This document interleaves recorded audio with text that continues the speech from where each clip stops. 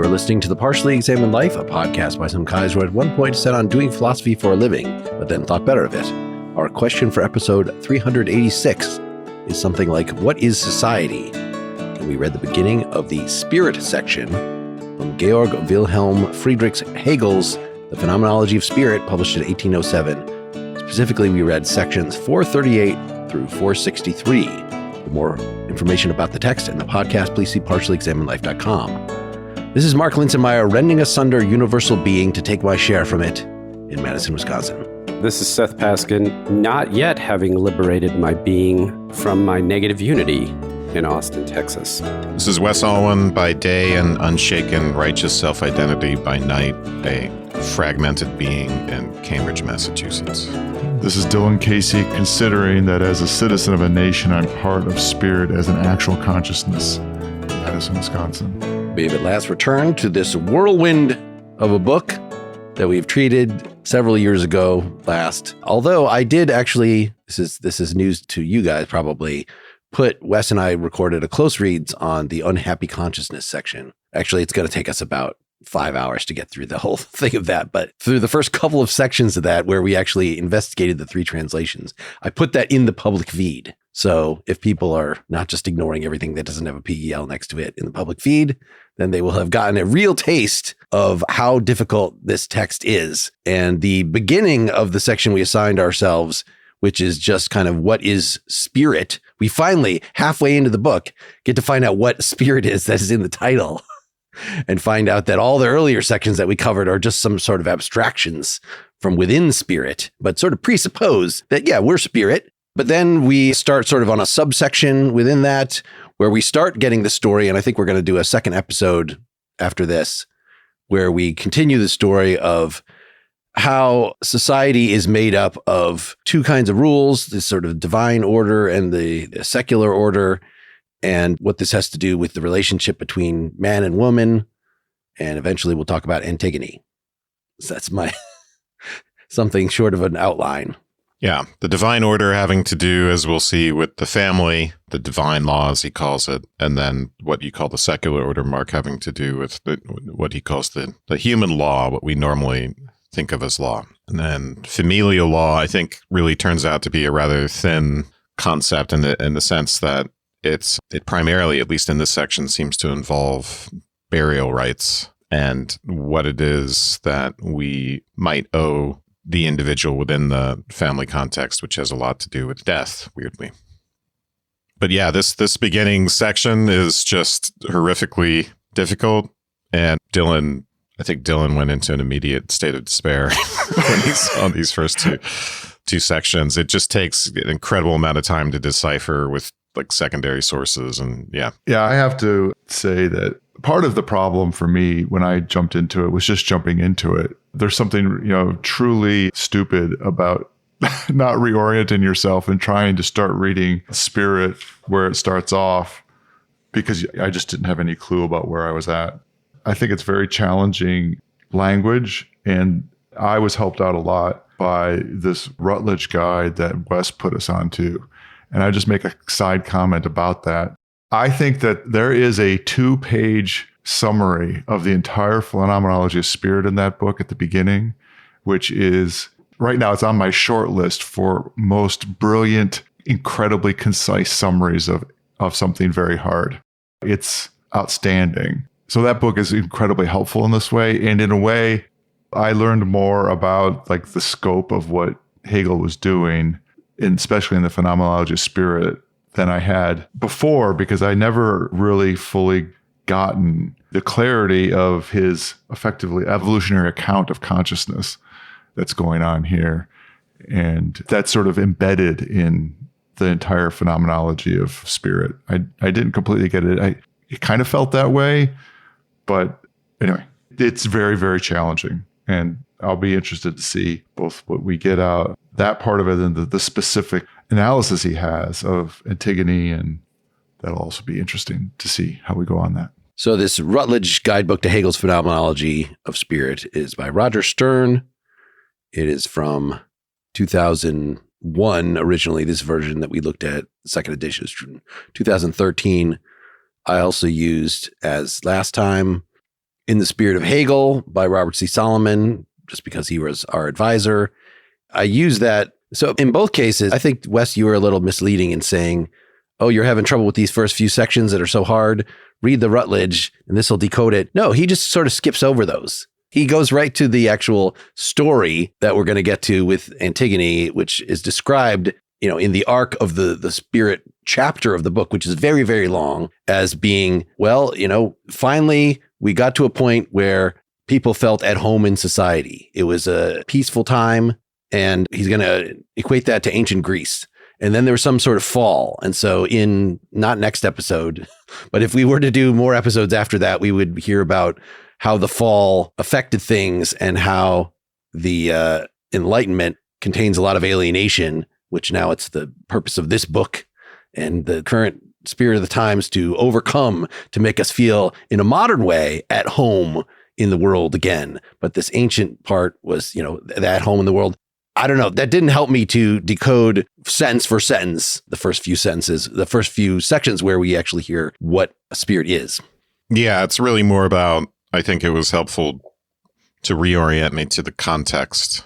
And which is not to say it deciphered these first two sections, but it made it, when I came back to reread them, it made it a little bit better. And then, I had to do a lot of other work to finally figure them out. And then I was pleasantly surprised to find out, okay, it gets better. Seth, you seemed like you were enjoying the Rutledge.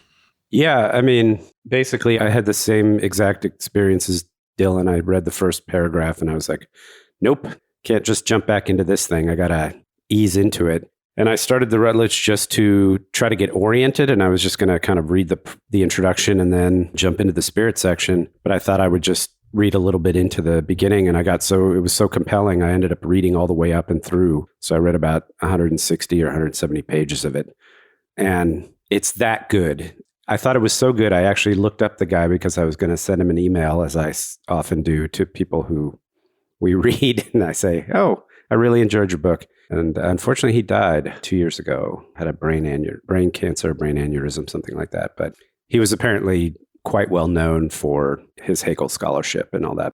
And like Dylan, I think what's nice about it is it's not just like, here's how to break this down and interpret this, right? Or here's the references he's making. It's like he tries to give an interpretive framework that makes it seem like it's a coherent project that's consistent and carried through.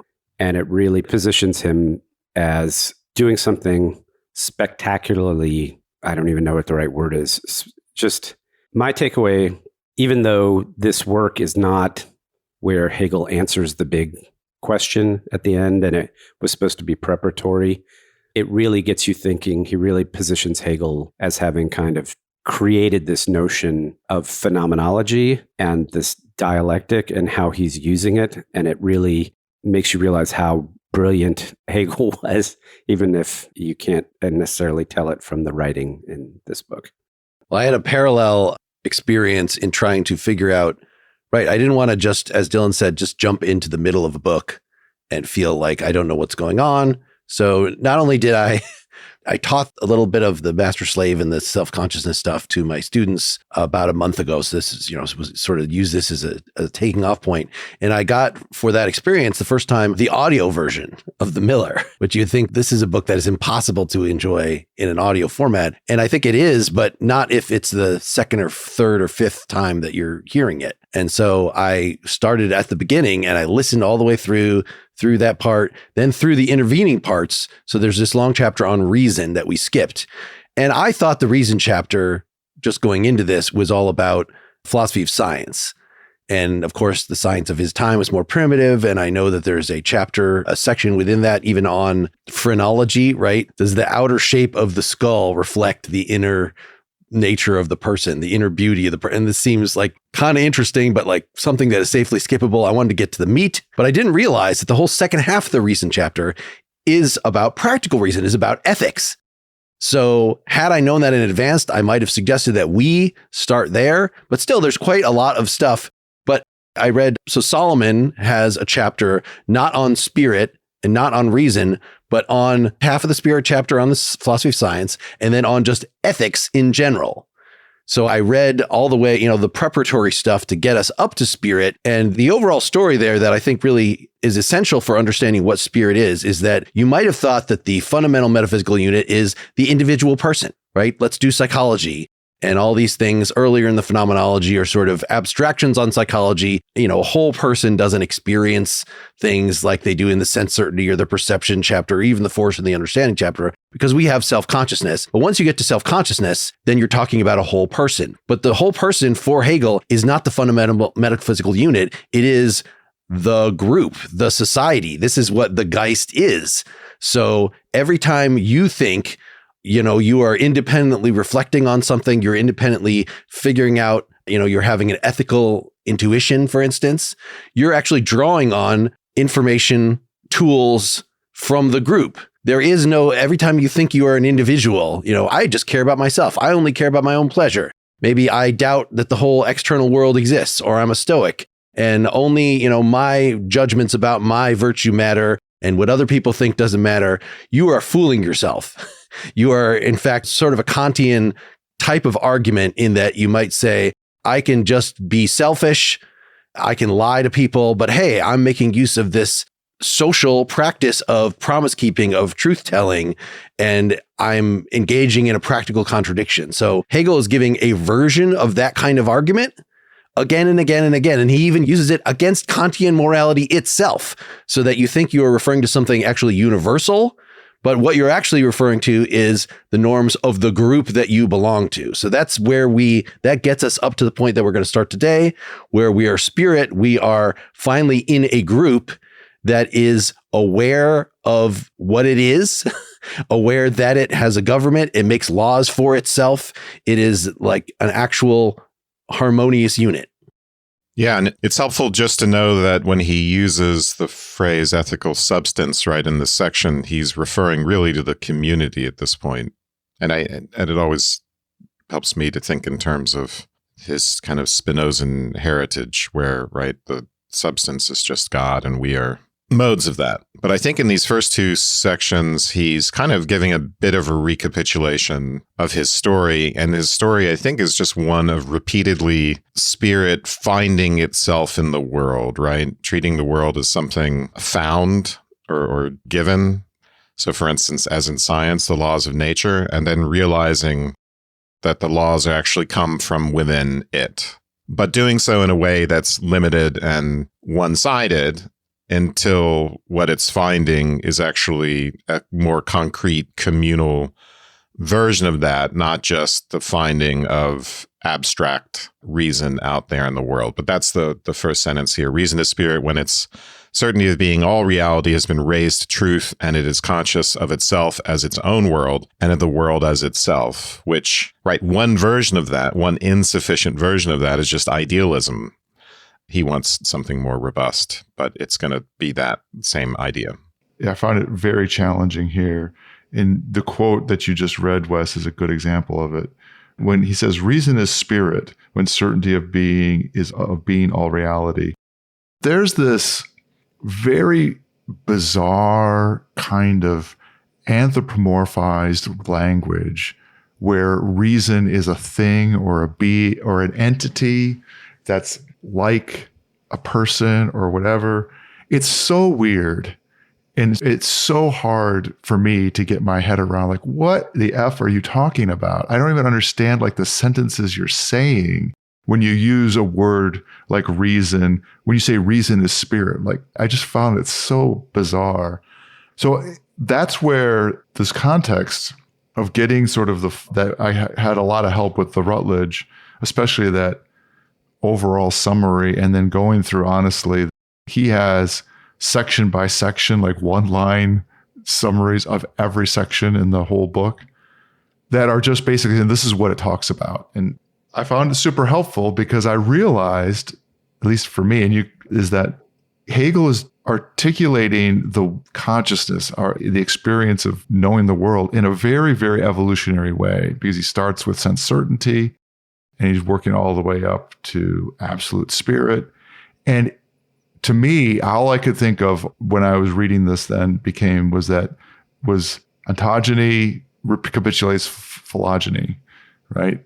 is that it's just like a articulation of stages of humanity going through, as well as individual people, and literally an evolution of human interaction with the world and each other that in the end gets to a true understanding of the world.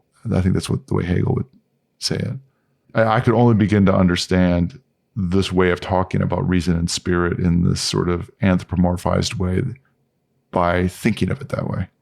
Yeah, I think one way to think of it, if someone were to use, because one sort of subcategory of reason is science, right? And if someone were making some sort of general statement about science, then it's similar. But, as Dylan, you point out, that doesn't take us all the way because there is something personified about it. He is talking about consciousness in general.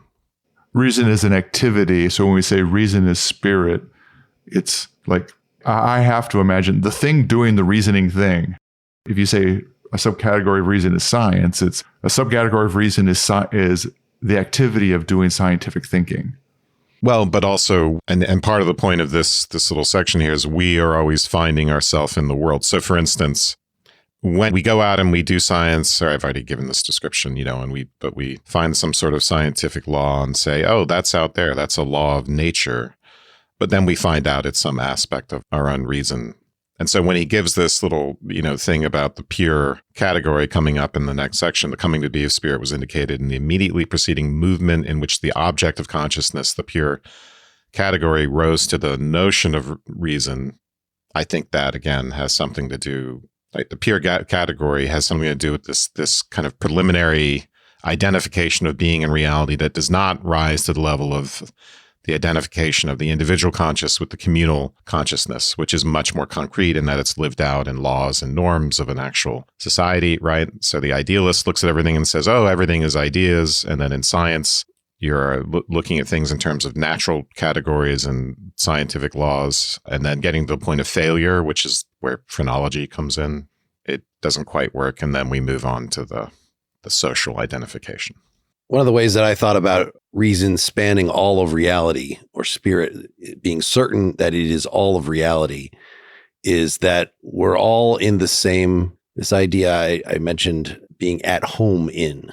So the question is, are you in a fundamentally alien world? Is this a world that has fundamental divisions where some things are completely off limits to other things? So we just talked to Graham Harman, who follows Kant and thinking that the inner natures of things are fundamentally hidden from us.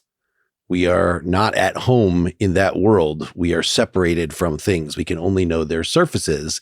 Whereas if reason, so we talk a lot about scientism, science thinking that not that it has described the whole world. Of course, science is still learning things, but that the whole world is the scientific domain. So reason is here. Spirit is thinking that it is everything by saying everything in the world is determined is within this realm. So it's easy to see how reason, right? This is what Kant criticizes, is reason thinks it can go everywhere, that it can come up with arguments about God. Why you would think spirit, if spirit is fundamentally like the customs of a society, like why would you think that can go everywhere? Like the society is localized. It is a finite group of individuals. But if a spirit, a particular kind of way of being in society thinks it's at home in the world, it's that it understands that our interpretations of everything are through this social lens. And ultimately, right, the value interpretations in particular are definitively given by the judgments of this society, right? Which when I put it that way, it makes it sound like not like this is a peaceful, nice way to be, but this is a mad overreach, right? We also say scientism is a mad overreach. Like the humanities have things to say that science, but to say that my culture right now that exists at this one point in time, I'm comfortable, and I think it's actually not just a delusion, but it's the truth, that its verdict, the lens that it gives me to view every possible thing, past and present and future in the world, is determined, and that's good. But yet this is what spirit is as a group that is self-conscious of its own group being. I mean, am I mischaracterizing this? I don't think that's a mischaracterization. So since you kind of circled back a little bit, thinking about when we read the first part of the book, what was that, like 13 years ago or whatever it was, we got into, is this supposed to be descriptive of the way that human beings actually evolve or develop as children to adults? Or is this, allegorical or whatever the case may be? And, when I first started learning about Hegel in like graduate school, right? Everybody's like, what is spirit? What is spirit? And talking about Hegel's idea that history is a progression and that spirit's developing, right, until it gets to absolute spirit or what have you. So you tend to think of it as something impersonal, right, or something. But I think, as Dylan said, if you marry the idea that he's thinking about it in terms of development, and you begin to just think of spirit in the same way that you would think about an individual human being, if you were trying to trace the development of an individual, like from the first part of the book, then it kind of starts to make a little more sense. And it's also why it feels like you're personifying spirit, because it's like spirit is kind of like reified. It's an individual thing that's developing and learning and becoming self-aware through in particular beings. He says, he uses this all the time, right? Through particular beings, and through particular beings in relationship with each other, and through reason, and through perception, and through all these things, through religion. It's evolving, and it's like a child growing up to become an adult. Now, of course, human beings don't end up perfect before they die. So there's a part where the analogy breaks down, if you want to read Hegel as saying that there's going to attain some state of complete perfection. But the analogous movement that I was thinking is, if you ever study mythology, or if we go back to like Hesiod and Greek mythology, the creation stories, they start with chaos and nothing, right? And out of which will come some kind of god, an earth, right? A sky, something like that. And you have these kind of like fundamental forces, sea, ocean, whatever. And each progressive generation of gods in the mythology tend to hone and sharpen and become more specific and tie to more, and become more personified, if you will, and actually even embodied. And in some sense, that's kind of how I feel what he's doing in the Phenomenology of Spirit when he's talking about spirit, is it's kind of going from this undifferentiated, chaotic self, and it's through human beings, through the world, whatever, coming to realize itself, coming to its own form of self-consciousness, in the same way that an individual, particular human being does. Part of the way that gets articulated is at each stage, you end up having a tension or a contradiction or some kind of impasse that gets resolved. This is sort of the dialectic at work, right? You end up at a point where you need to resolve that tension by making another step along this evolutionary path. And that's, to me, ends up getting us eventually to the kind of analysis that he's making of ancient Greece, and through Antigone as a tension that's resolved, that needs to get resolved, but just lays there as a tension between the individual and the community, between the family and the city, that has to get resolved in the end. Yeah, so related to this, let me just refine what I was trying to say before by saying spirit thinks it's everything, that it has. It's not, again, like science when it thinks that it can cover, explain everything, that it thinks it actually has currently an explanation of everything. I think likewise, when a society sees itself as extending over everything, it thinks it has a hermeneutic that which it can interpret anything that would come at it. So that's a much more modest. And in fact, there are built into this, it's not just like, what are the laws right now? It has within it a teleology of law. Law is definitely something that is dynamic for Hegel. So you might say that the American founding, okay, we have our Constitution, but the Constitution has within it, and the way that we, at least liberal justices, treat it, is something, that we want to have a more and more perfect union. So it has ideals in it. We realize that we're not necessarily living up to our ideals, that all the current laws that we have in the books are not necessary. So there is room in this. I became aware as I was reading the Solomon that, like for Nietzsche, there are different commentators that interpret him, Hegel, as an asshole, as in this case, a fascist, right? Everybody get in line. When you're an individual, you are being unethical. You are falling short of the spirit.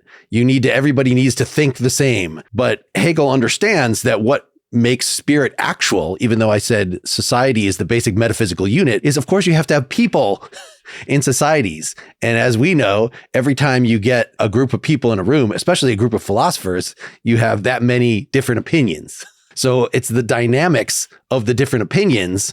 It's just that, again, where these opinions come from, the range in which they can go, they're always by reference to the society that they're members of. So we've talked about this in many ways, that like the new atheists are, well, they're really just theologians of a different stripe. The way that they argue, it has the same sort of fervency and appeals to, even though they don't call it faith, appeals to faith so it's like even the people who are arguing against the status quo are still members of the status quo. So the spirit is that status quo.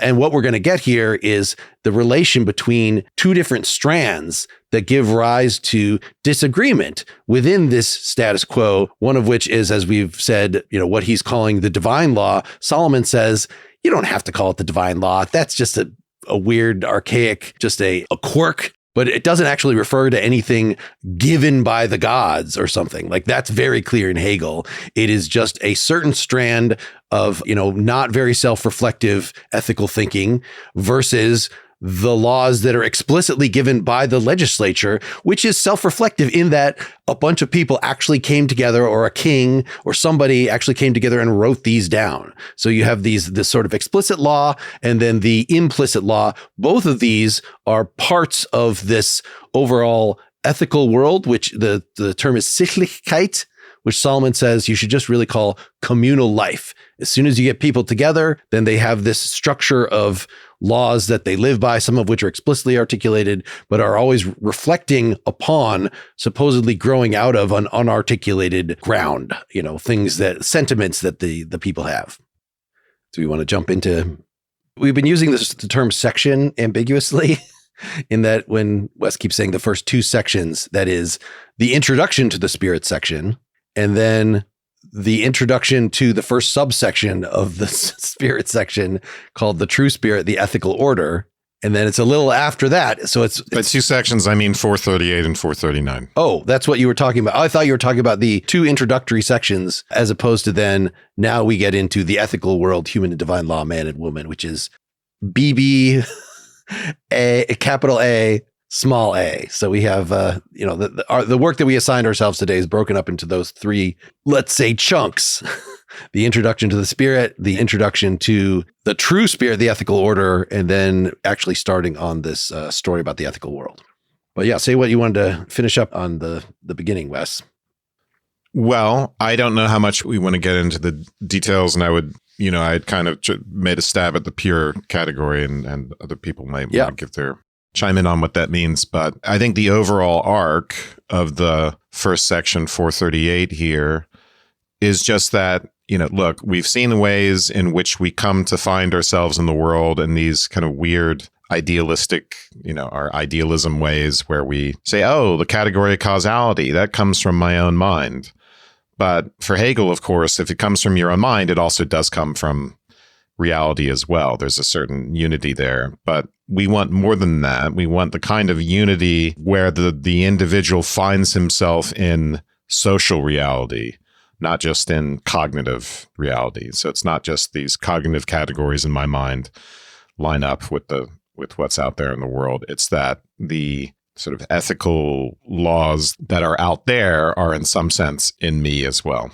So that's the general, but we could get into the details of, how does he step through it in this section? But yeah. Well, do you feel like he's made this move, right? Kant thinks that the categories of the understanding are just fixed by not even just human psychology, but, the psychology of rational beings. We don't really know if aliens could see things as non-causal or non-temporal or whatever, but how Hegel's often characterized, or at least Heidegger is characterized, is with the idea of hermeneutics, that the categories are not fixed for all humanity, but are determined by a particular zeitgeist, right? That they are socially determined, social construction. Is that what we're seeing? Or are we seeing that Hegel is still saying that there's no the phenomenology of spirit. It's not that spirit could go so many different ways, depending on the contingencies of history, such that the Chinese spirit is going to see things in a fundamentally different way than the Greek spirit. It seems like he's saying also, even though I don't think he actually mentions ancient Greece in what we read. Is that right?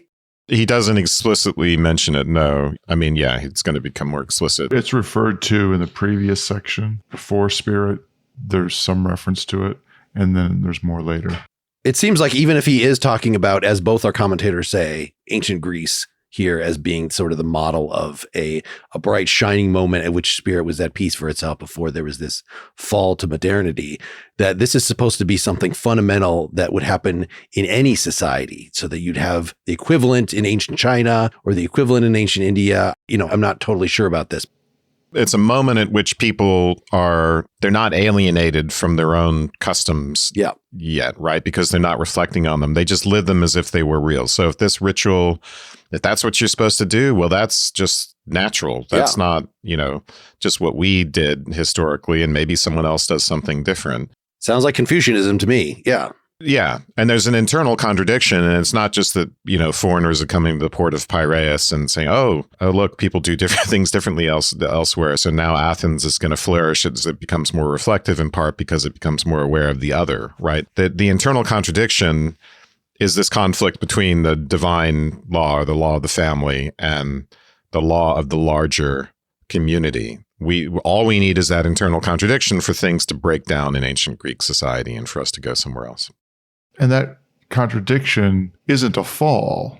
So you use that word a couple times, Mark, but I didn't get the sense that it was that there's a fall from that. I understood it there being a tension that is inevitable along this path that gets resolved by modernity, which then has its own tensions that have to get resolved.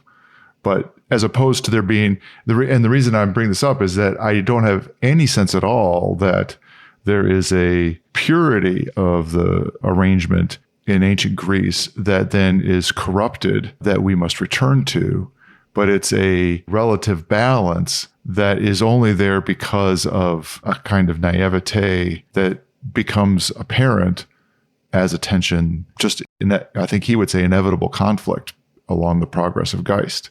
I agree with Dylan on that. I mean, I think it seems pretty clear that it's not like this is not the fall from the Garden of Eden. It's just this is a point at which it seems, what he says actually in the text is, it seems like spirit is at home. It seems like it's figured its place out. It kind of knows what's going on. And as long as there's no conflict between the divine and the human law, then it can maintain that illusion. But of course, contained within it are the seeds.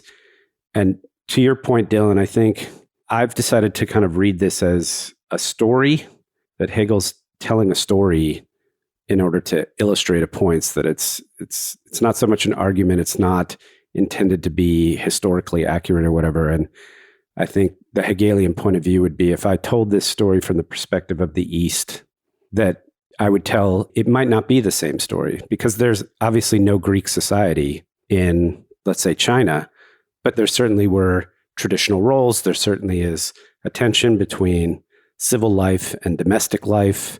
And the story would be slightly similar, but the tensions would be the same. And the ultimate need to resolve those tensions, I think, would be the same.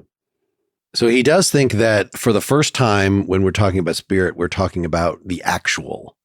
So everything before that, like the master-slave thing, that was some sort of myth that is supposed to boil down some element in the human psyche and the makeup of the human self. But we don't think that the first societies were one person approaching another one and having a fight to the death. But I think he is trying from here on out to give something that is reflective of history. Now, the actual interpretation of that history, I think this might be a Stern versus Solomon thing, and it has to do with parts that we haven't read yet. In other words, is this a fall, or is this just a part of the development that's supposed to happen? And has modernity worked out a balance, as you seem to be saying, Dylan? I just haven't read far enough to know. Like, he thought that modernity is all alienated and messed up. And now me with this book, I, Hegel, am going to work out that balance that allows us to not go back to the way that ancient Greece was, but to make a modern version of it. And that way it's not that different from what a lot of the other sort of, from the Renaissance, from when the Greeks were rediscovered, like, and then Nietzsche in particular, like, oh, isn't the way that they looked at morality, isn't that so awesome? And people are still doing this now. The Eva Brand that we read, we have so much to learn from the Greeks. Can't we make this inform our modern way of approaching things to get over the obvious alienation that is everywhere around us in modern life? And I know Hegel's critical of the Enlightenment in particular. Just to correct you, so as not to misinterpret what I said, I didn't say that Hegel was a partisan of the resolution of modernity as having no tension. There's a tension that he has to resolve in modernity, of course. That's what's there too. I'm just saying that the resolution of the Greek tension is not one of a fall. It is this whole thing, this whole dialectical progression are progressive tensions that get resolved over and over again. Now, you make an interesting point. Is part of his resolution of the tension of modernity to go back somehow? I didn't get there's something informed by every stage, by the previous stages. Yeah. So hopefully we'll get into alienated consciousness, which comes shortly after this, because it sounds like a sexier section. And we can get into the whole, we're so alienated in modernity. And I guess Hegel writing this book didn't solve the problem, unless we're nationalists under one interpretation and become lovers of the state. But anyway, the kinds of contradictions I think are here that we see in alienation. They're just not as self-conscious. We're just not as aware of them at this point. So in this, in 439, if we're ready to move on to that, this is kind of the point he makes. The ethical substance, right? The community, it's not aware of its own. Its ethics is not really grounded in reflection or choice, but in custom. So, and something's going to have to happen to raise that to the level of self-consciousness as we move along. Yeah, he says, does he say here, or is it a little bit later where he uses the word choice? Yeah, I think it's here. Yeah, what's important is at this stage, the whole concept of custom is you haven't reasoned through, you do it because that's what people do. You don't have a reflective relationship with the custom where you've said, okay, I've investigated all other customs and I've come up with a rational reason for why I'm going to follow this custom. You're not making a choice. And I guess, you can kind of pull out from that that's part of the critical development, is that to be a fully realized ethical actor, you have to be able to make ethical choices as opposed to just do what you're told. At this point, he has this really interesting way of putting this, that substance is the starting point and the goal or the end of all action. So I think we can read that as being, right, people unreflectively have these customs and action comes out of that. So in a way, it's almost like the community performs the action to the extent that we are habituated with that custom. And then by enacting those customs, we, in a way, keep the community alive. It's our work. So he says, this substance is equally the universal work produced by the action of all, and each as their unity and identity. For it is the being for self, the self action, the being for self having a lot to do with the internal structure that produces the unity of a thing, as opposed to the external determinations outside of it. As substance, spirit is unshaken, righteous self-identity. I just love this line, so I'm going to read it. But as being for self, it is a fragmented being, self-sacrificing and benevolent, in which each accomplishes his own work, rends asunder the universal being, and takes from it its own share. So speaking of the fall, it's almost like you get this image of God being, right, unshaken, righteous, self-identity, God as community, but he fragments himself to create these other individuals, us human beings. And that's the sense in which he is self-sacrificing. And so then we, in doing our own work, are also individuals in our work. So in a way, we're building the community with our work, but as action, right, it sunders us into individuals. So we get a picture of attention here, right, which is just already there. it's an inevitable relationship between form and matter, supposed to, so to speak, or the universal and the particular, which is sort of the story of this book, this tension between the universal particular and the contradictions and the dynamics that push things forward because of that. Yeah. So this is the weirdness of making the group, making spirit the metaphysically central thing is how do you then explain individuals? Again, for spirit to exist, for a society to exist, there have to be people in it. But whenever the people reflect on themselves as individuals, what they're really, they need to see themselves through the realm of the universal, through the realm of the social, because everything that they think has been fed into them in some way through sociality. But when we, use this, it does sound very theological talk. I had a quote a little bit earlier than what you read, Wes highlighted, spirit being the substance and the universal, self-identical and abiding essence, is the unmoved solid ground and starting point for the action of all. And it is their purpose and goal, the in itself of every self-consciousness expressed in thought. So every goal that you as an individual have was fed to you by society. You are a cell of society. But what is the nature of spirit is, as you were just saying, Wes, in these other quotes, is it carves out individuals. It creates a fragmented being that then is self-sacrificing and benevolent, in that these individuals, if they're acting ethically, are acting in harmony with each other. But so spirit has attained this multiplicity of points of view in itself. In other words, there are multiple people. Yeah. The resolution into individual beings is the movement and soul of substance and the resultant universal being. So even in creating the individuals, those individuals are universal being, right? You are much more than a specific Wes or Seth or Dylan. You are man. And we work, we're the worker bees who work to sustain it. So it's this weird idea where being fragments itself, but in fragmenting itself, the fragments become the little worker bees that continue to produce the universal, just in a new form where there's more internal structure to being. But yeah, once you've fragmented and become more interesting and textured and structured, and then the fragments to have to do some work to, being at work, being itself, to continue to make the thing what a one. I keep rereading this passage, Wes, that you just read, in the first couple sentences of 440. And he says, spirit is thus self-supporting, absolute, real being. All previous shapes of consciousness are abstract forms of it. Yeah.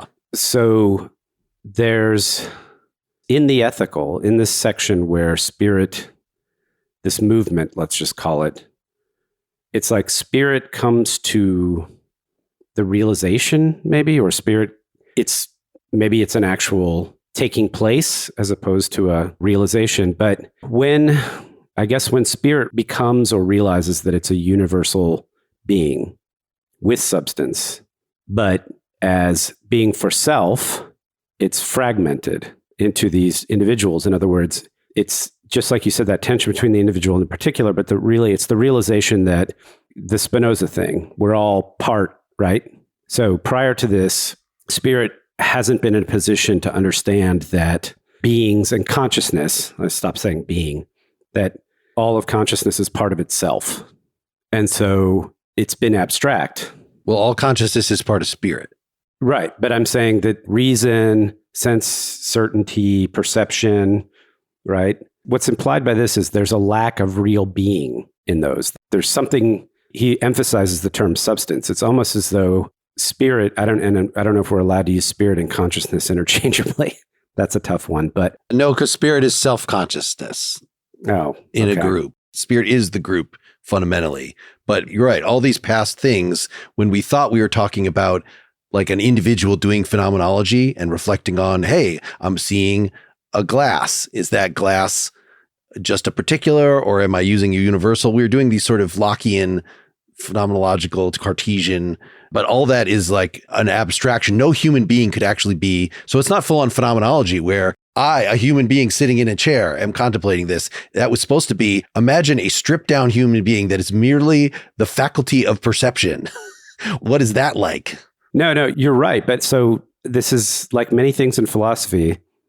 when you say it, it sounds trite and cliched or obvious. But he's essentially saying real being requires others. Real being requires community. It's when you realize that all the particular individual beings are part of this universal being. That's the time when something concretizes. And there's a kind of a realization and a depth that we haven't had prior to now, which is to say the ethical is not abstract, right? Which comes straight from practical reason. He does say here that the isolating, right? So all of these previous shapes of consciousness, which he's referring to the earlier parts of the book, right? As you pointed out with sense certainty, perception, etc. They are analyses of spirit. And he says the isolating these moments presuppose spirit and subsist therein.